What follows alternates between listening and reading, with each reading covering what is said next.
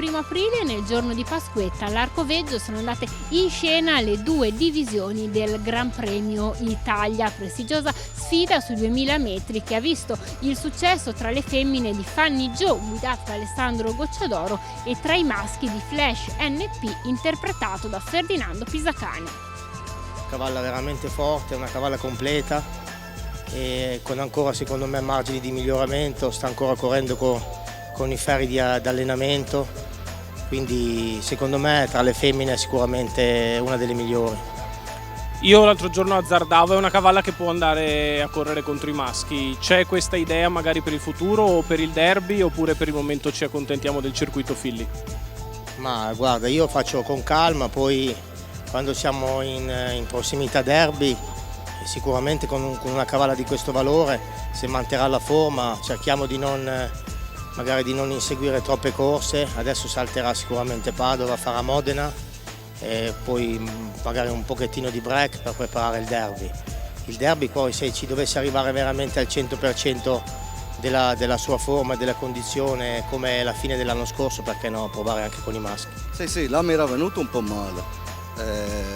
Però dopo ho visto un po' in difficoltà il cavallo in testa, ho spinto un po', ma anche il cavallo Flash proprio te lo permette, perché è una bicicletta e in più c'ha veramente sempre tanta energia da esprimere.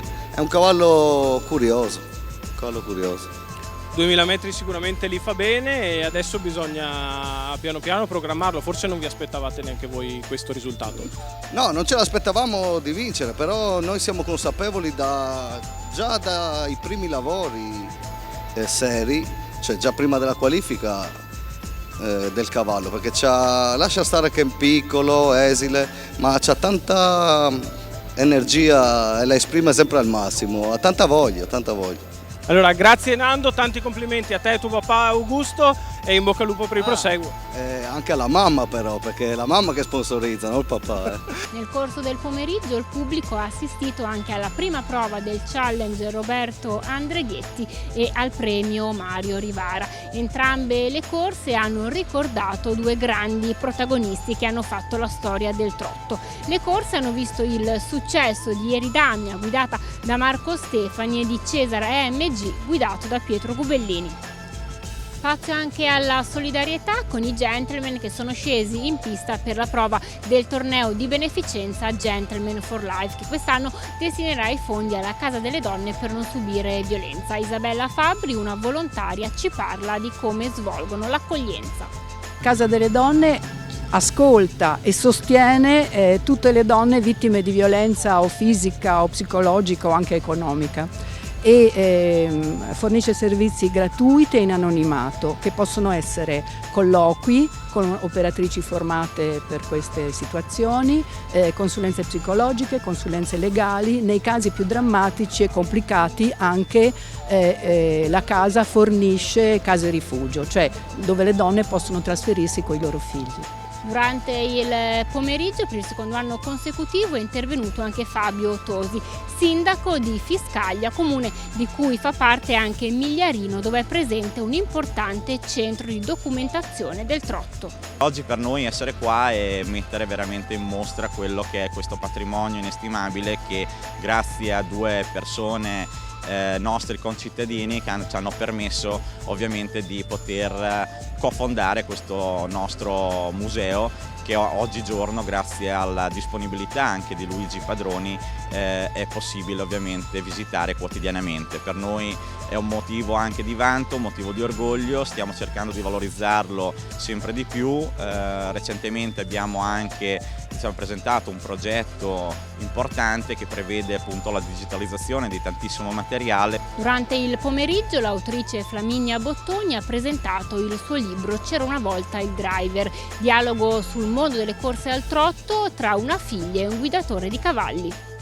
Questo libro è dedicato a mio padre Carlo ed è è un botta risposta, diciamo, tra me e lui, passando per i cavalli di scuderia con tanti aneddoti anche divertenti, ricordando tanti proprietari di mio papà appassionati. Si sfocia, diciamo, alla figura del catch driver perché mio padre è stato il promotore di questa figura. Ho riportato sul libro, nell'esergo, una intervista di Liliana Pennati a Roberto Andreghetti, che ricordiamo con affetto, dove appunto Liliana Pennati chiede: Roberto, tu sei il primo catch driver in Italia? E lui risponde: no, il primo catch driver è stato Carletto Bottoni, per me Carlo è stato un grande maestro, mi ricordo quando guidava i cavalli di Hakan Wallner. Presente in premiazione anche la delegata ANACT Emilia Sara Bruni. Con lei parliamo del progetto Stakes Plus. È un progetto che ha creato ANACT per sostenere i proprietari, per incentivare anche i proprietari nell'acquisto dei puledri. Consiste nell'aver messo dei fondi a disposizione, dei bonus. L'informativa è sul sito ANACT, www.anact.it, dove eventualmente chi è interessato può anche scaricare il modulo per l'iscrizione del cavallo. In chiusura sentiamo il commento del presidente di Ippogruppo Isenate Massimo Umberto Antoniacci e del consigliere comunale Claudio Mazzanti. Una bella giornata ippica, 2 grandi premi importanti. Il Gran Premio Italia è in auge dal 1935. Quando diciamo Italia ricordiamo la nostra meravigliosa Italia. Agonisticamente la prima corsa è stata molto bella, interessante, ha vinto un cavallo importante di Goccia d'Oro, anche la seconda dei maschi è stata importantissima, ha vinto un cavallo che non era favorito, però il guidatore, che è proprietario e allevatore, l'ha condotto molto bene. Un plauso anche agli spettatori, che sono stati numerosissimi, e complimenti all'organizzazione, perché ci sono degli eventi collaterali che invitano le persone a venire all'ippodromo. È una bella giornata con delle belle corse. Il Gran Premio, sia quello femminile che quello maschile, è andato molto bene. Tra l'altro questa sorpresa di questa vittoria, che non era certo fra i favoriti, dico che è bella e positiva. D'altronde l'ippodromo è questo, insomma. Tra l'altro in un ambiente che direi che è stato molto apprezzato, anche perché avete fatto altre iniziative che hanno riguardato il territorio e come sempre sono andate bene. Anche per quanto riguarda la giornata dedicata al Gran Premio Italia è tutto. L'ippodromo di Bologna vi aspetta come sempre per i prossimi appuntamenti.